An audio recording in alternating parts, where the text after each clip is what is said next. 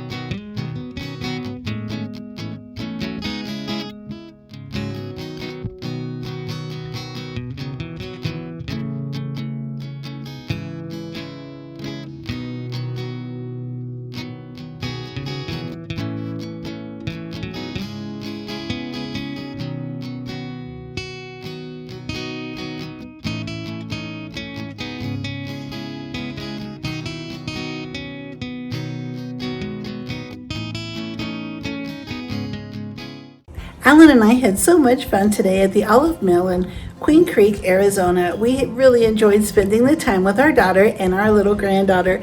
We all had cinnamon rolls, and Alan had a wonderful scone. It was lemon and blueberry. Everything was so delicious, and it was really fun to walk around. You can host parties or celebrations here, or just to get together with family and have something wonderful to eat and something tasty to drink. They had so many beautiful products, and it was really nice to see the great selection and try some of the wonderful tasty treats here at the Olive Mill. I'm so glad you're here. I appreciate it so much, and I would be really happy if you click the like button and subscribe. And I'll see you next time.